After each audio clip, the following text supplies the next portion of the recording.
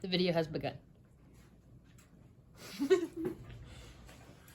All right. Hello, I am Mike Snoop Dogg Smith here with Shea Martha Stewart Higley, and we're here to talk about some co-teaching together, along with cross-curricular activities that you can do between different subjects and stuff like that. So today we're going to be presenting. We're going to be making some salsa. This is something that we've done before, that we have had the kids make the salsa, but we're going to make the salsa kind of in the same way that we would have them go about it. And then while we're doing that, we're going to talk about the benefits and things like that of doing co-teaching and kind of the cross-curricular stuff that we've done in the past together, between me being a science teacher and Shea being a family and consumer science teacher. Yes. So to start out, if we were doing any kind of co-teaching, Mike and I would not spend a great deal of time talking. We would give a little spiel in the beginning, and we'd have the kids engage. So they'd be grouped together, and they would be doing, for example, salsa.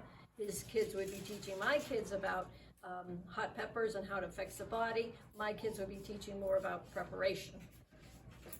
All right, and so we'll just get at it. So, Shea, Okay. what are we doing? Oh, All wait right. a minute. I'm going to first put on my Here. my apron. Says Smith's Cook. Smith's Cooks. Okay. I don't know where I got this, but That's perfect. All All right, so right. we have a couple tomatoes here. Being that in the summertime, tomatoes are delicious straight from the garden. In the wintertime, they taste like cardboard. So I tend to move toward the Roma tomatoes. Yeah. One reason is because I don't want a lot of juice in Right. there when the salsa, it makes it too watery. But I did find an heirloom tomato, which is excellent. It's going to offer a different type of taste. So you can use I any was supposed to tomato. be holding these. You're supposed to be holding. You're the There we the go. Okay, science. so we're going to be using those. Yes, so, and then of course you can add peppers if you want. That's Regular up bell to peppers. You want to make it your own, and when we do it with the students really get a chance to make it their own, in the sense that they can pick out different types of hot peppers once they've learned a little bit about them. Got some cayenne style Yep. long hot peppers. We got an habanero here, and we've got a jalapeno there. So tell us a little bit about the peppers as far as the heat things and how they affect Yeah, them. and this is kind of where Shea and I got our start actually doing this. I teach in a horticulture class. We would set up a salsa garden for her outside her classroom. But my kids would use hot peppers, or we had a whole selection of peppers that they would use for genetics. We'd do hybridization of pepper plants, and so the kids were always interested in trying to make like the hottest pepper they could possibly do. So yeah, I mean, and so when we look at the heat, you've got the habanero that's way up there near the top. You've got your jalapenos, which are down more towards the bottom, and then you can get any number of peppers that are somewhere in between there. Some people this is kind of as hot as I like to get. The habaneros are much too hot for me as far as the heat level goes, but it's not necessarily all about heat. Even though they're spicy, they have different tastes, and so if you put a little habanero sometimes into the salsa, you can get, you know, a more tangy, citrusy type flavor than you would from a jalapeno. So that's good to know. So also tell us what that word was when the kids were having to rate how hot it was. The Scoville units? Yes. Yeah, so the Scoville units is a measurement that they use to basically give a value to the heat level of a pepper, and it's based on the fact of the number of the Scoville unit matches the amount of drops of sugar water you have to take in order to get it back down to a bell pepper, which is essentially 0 on the Scoville scale. So, you know, jalapenos are somewhere around about 5,000. These are up in the 250,000. And the guy that made the California Reaper, which was the hottest pepper at 1.8 million Scoville units, now has created Pepper X. They haven't named it yet, and that's supposed to be like almost 3 billion Scoville units. Why anybody would ever want to eat one of those, I have no idea. Yeah, no, we wouldn't want that. And as you see, the science students would be relaying this information to some of my students in the group, so they're getting a little bit of both from each class. Nothing better than having kids teach kids, because That's they listen right. to each other a little bit better than they listen to us. That's right. All right, so we're going to start by making a salsa. Two types of salsa. Oh, onions. Onions, Oh, garlic. And We get lime. some lime. Sometimes people put lime in. I'm a big fan of lime. Cilantro. Cilantro. I am not a big How fan many? of cilantro. Now, tell me why, Mr. Smith. Why are you not a? I'm cilantro not, lover? because it turns out that people have a particular predisposition to what cilantro tastes like. Some people say cilantro tastes good. Other people say it tastes like soap, and that's just a genetics thing, actually. And so there's genetic reasons why cilantro tastes like soap to me. So I don't put it in anything that I intend to eat, but that doesn't mean. So you may not like that either, and perhaps you put in another type of herb such as parsley, which is very mild, or anything. See, salsa can be made any type of taste to the person. We're learning a little Spanish today, aren't we, Ms. Yes, Higley? we are. And salsa actually just means sauce. That's all it means. We have this idea that it's spicy and that you get it and you put it on chips and stuff like that. But when you're speaking in a Spanish situation, it just means sauce. I was out west in Albuquerque one time, and the people we were with, they saw it said chili on the menu, and they're like, "Oh, okay, I'll just get some chili." And the server said, "Well, do you want red chili or green chili?" And they said, "Well, I just want regular chili." Chili is chili is a pepper. That's what it means in Spanish. So the idea of chili, we think of it as what? Maybe some beans, maybe some meat, and that sort of traditional chili in that sense. But for them, it just means sauce made out of chili. So like when they say red or green, they mean red sauce or green sauce. So it's really meant for chips and stuff like that. See, we learn a little culture. I'm going to have you chop up some of this cilantro. Oh, we're not going to use it all. I'm going to leave it really big so it's easy to pick out. There you go. I'm going to show a little technique in cutting an onion that I learned from a chef that was in the military, and he was actually on a type of boat or whatever they have in the military.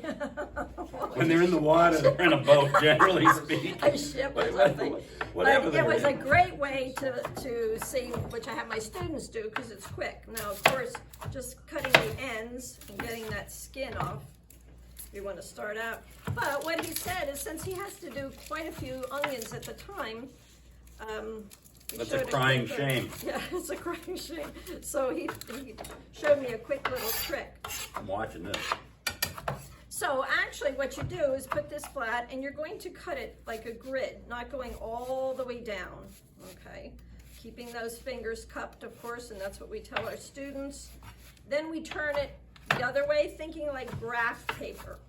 Okay, so we're cutting it partially down, but we've got that base that still keeps it together. Then we turn it, and there we go. We cut, and we have all these little pieces.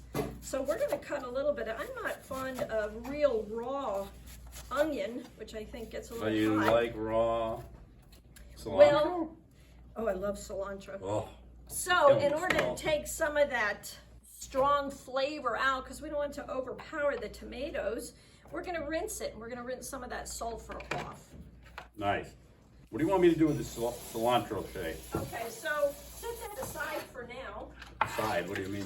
I'll just slide it to the edge of my bowl. Now, if you notice, Mr. Smith hasn't taken my class, so he's using the blade to scrape. We want to use the spine side, as we tell our students, because it protects our blade when we're scraping across. All right, so I'll have you start on these tomatoes, and I'm going to go ahead and... Am I going chunky or am I going... let's go chunky, because later we can put some of it through a food processor.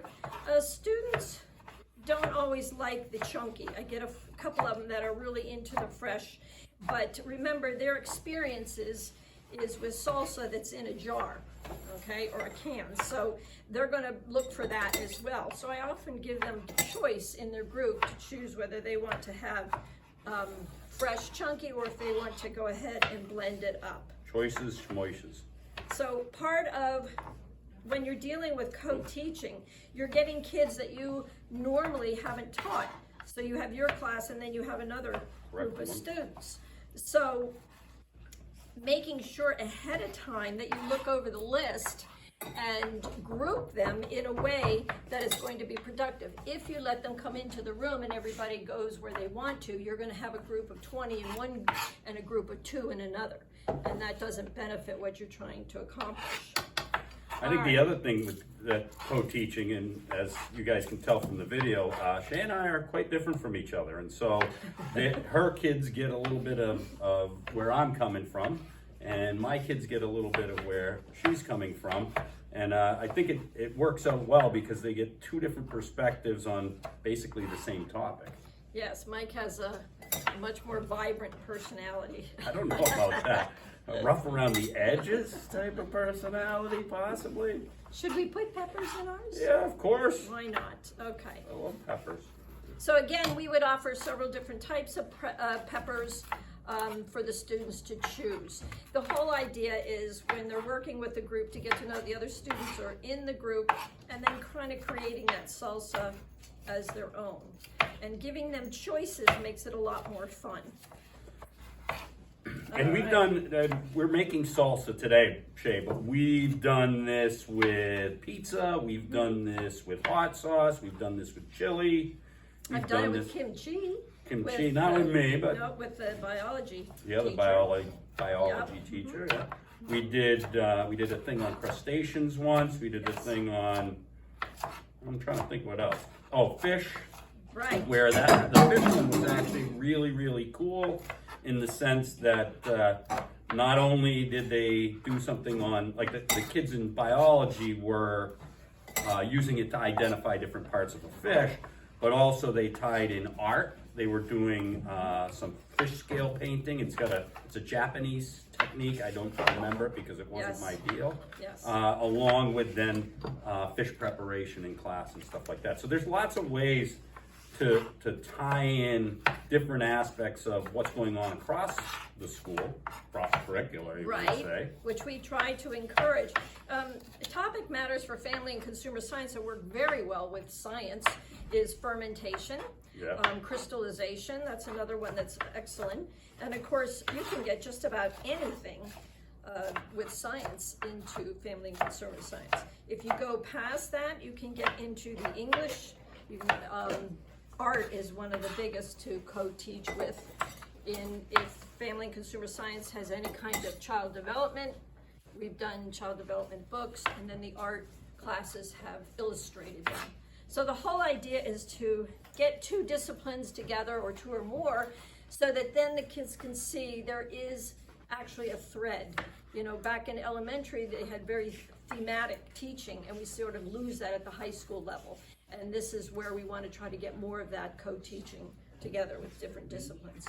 So how's yours going over there? Oh, it's going pretty good. I got a lot of tomato cut up. We said chunky, so that's where we're at. Yeah, and it's looking good.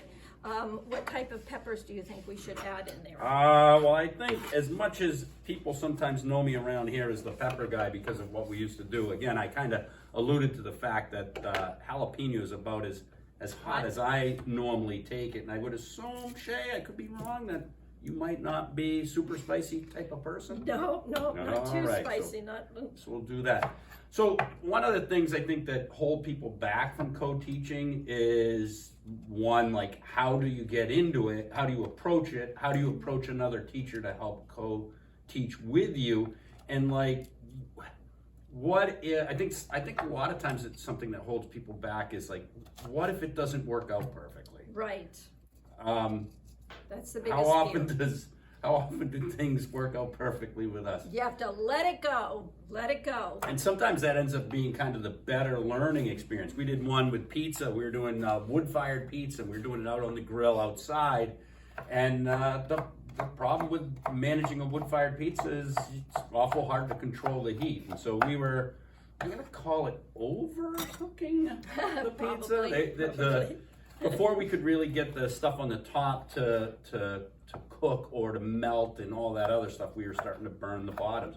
And, you know, for science, it's easy for me to say in science, I don't know so much about you, Shay, and family and consumer science in your foods class. Like, failure is just part of how this all works. And you know, I'm certainly in my cooking.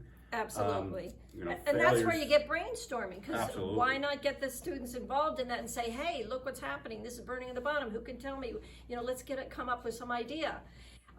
They love that. They love being a part of it. They feel like they're not just sitting there like little robots and you're telling them what to do, but they're involved.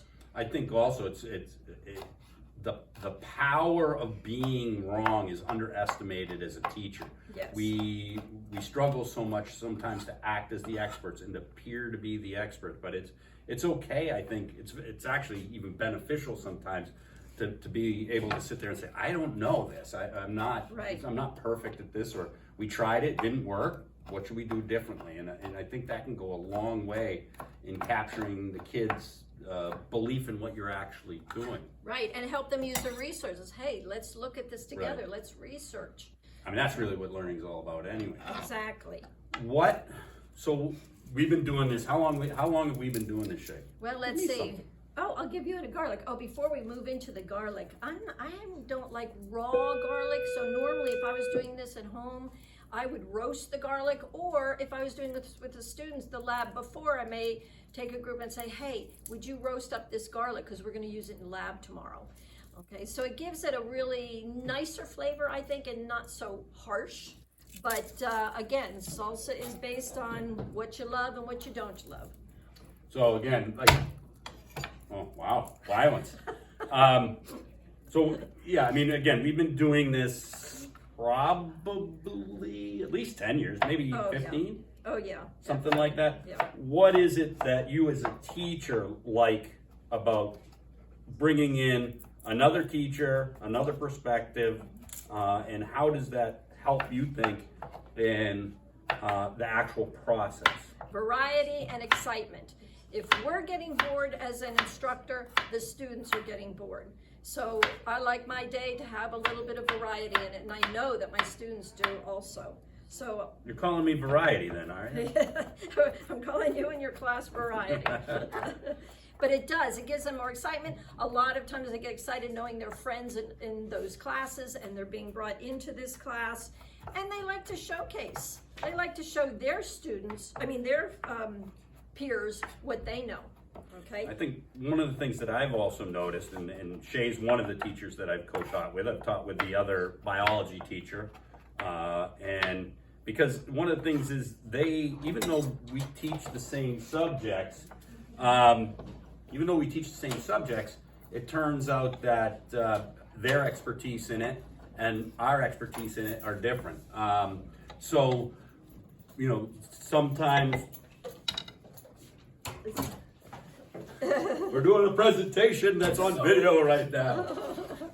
This is one of the things that happens when you're trying to make a video, but Yeah. They bring up their expertise, and he would often bring up stuff that I didn't know, and I'd be the first person with my hand up because Yeah. I was interested as well, and I think that's a benefit for the kids to see and stuff like that. So, Yeah, that we're learning as well. Yeah. Along the way. Yeah, exactly. All And right, then- I have a whole bunch of tomatoes. All right. We don't have a very big bowl. What do we No, do? I think we need a bigger bowl. So All let's right. get a bigger one. So, I think another thing that probably would be something that would tend to hold people back, Shay, is how much more work is it? Good question. They've got their plan. They've been doing it and all this other stuff. Now they're going to bring somebody else in. I've already got something that I know how to do. Like, what? How much more? It's not that much more. When you're working with another teacher, you're really kind of balancing that out. It depends how uncomfortable you are, how much work you put in. I like to prep ahead of time, so I have everything run as smoothly as possible. Mike is more of a fly by the seat of his pants guy, but he comes up. We plan differently. Yep, we plan differently. He comes up with some questions. We'll do a question sheet where he has questions on there of information he's taught his students, and then I have questions on there that information I taught mine. And when they work together as a group, that's when a lot of that teaching goes on between peers. I think people are too afraid because they're afraid it's going to be, number one, too much work to co-teach, and number two, oh my goodness, it's going to be a failure. Just let all that go and think of it as it's excitement. We're going to learn some new stuff. The students are going to see everybody in a different light, and it's going to be a lot more pleasurable. And I think that's worth it. I think one of the other things sometimes people get nervous about too is that now you got another set of adult eyes in the room, and they're going to be judgmental of how you go about it. And I think it turns out, I think there's a reasonable concern with that. Right. but I don't believe it to be true. I mean, I No. think, again, you get the opportunity to see how another teacher works and reacts in front of their students and your students, and then you get ideas. It's definitely an additive, there is no subtraction in it. You're Right. definitely benefiting by learning different techniques and seeing the other people at Right. work and stuff like that. And you're with someone that you're comfortable with. If Right, you, that helps. Yeah, when you co-teach, you usually find a teacher that you feel comfortable enough with, that you get along in personality, and then it's very simple. Then you feel much more relaxed. I think it's hard for some teachers to approach another teacher, but you'd be surprised how many are out there that really would love to co-teach but just don't know how to start. So my new role, I'm no longer teach science here with you, Shea. My new role is as New Hampshire Ag in the Classroom Coordinator, and trying to bring more ag education to the students across the state, and really to the teachers across the state. My job is to support them in the classroom. How do you see ag ed and what you do in family consumer science? Because I was teaching a horticulture class here. How do you see that tie-in between ag ed and family consumer science? Oh, it's a huge tie-in. We're working with agriculture in some sense. And in fact, my group has started a little bit of growing some plants in the back there. We're doing a little microgreens with hydroponic growth. And I think that's part of bringing that ag in the classroom, and we're going to use it. I mean, think about it. Sure. Or one of the students is going to bring them up. So when you think of vegetables and fruit, how can you not think agriculture? And getting students to understand, where is their food coming from? Okay, so here we had a little buckwheat seeds, and we did some hydroponic growing. This again is bringing ag in the classroom. I had a student once ask me, when we were doing pumpkin pie, and we had gotten originally small pumpkins, and they said, well, I thought pumpkin pie came from a can. So that made it really kind of a wake-up call of, we need to get students to understand the whole production process from ground up, and that's what ag in the classroom comes in. All right, so where are we at with this? All right, I think we're ready. I'm going to sprinkle a little salt, and then do we want to taste it as raw and then go ahead and blend it some, so we You have tell two me. different No, I types? definitely, I like the chunky style, so I'll Me definitely too. test So that. let me get some salt, and you guys might want to taste. I think Shea was saying something about how she'd like to have everything laid out and prepared. Yes. All right, so again, I'm heavy on the salt. I hope you don't You're have supposed high to do it blood like pressure. this, isn't that the salt guy, right? All right, so go ahead and taste that and see what you I think will. and what we might need. Of course, I know your taste buds are going to hit that cilantro. Yeah, I'm trying to dig around it if I can. Now again, as I said before, some students like it where it's blended more because they're used to it. I have a lot of students that don't like tomatoes, and I don't know if it's the texture, but they, of course, would go ahead and blend it up. So what do you think? I think it's good, but let's blend some of this up All and right, you can try it sounds that good. way. Let's use our blender. Oh, you know what We don't have a plug on the display thing. I think we All can right. probably do that off camera. Yeah. There we go. So put half of it in there and we'll kind of blend that out and see All the right. difference. This was real Snoop Dogg. This is where he'd bust out the crystal and added, like he did to, I think they were making mashed potatoes for Thanksgiving or Christmas. Yes, Snoop Dogg has been our inspiration. I'm not really sure why, but I made mention of it at one time, and then out came the cookbook and the sweatshirt. The lights turned on, though, Sean. Oh boy, Oh boy. technical difficulty.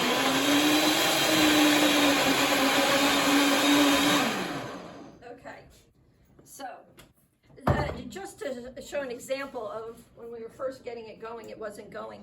This happens. This is part of live, and it's going to happen in your co-teaching, and that's okay.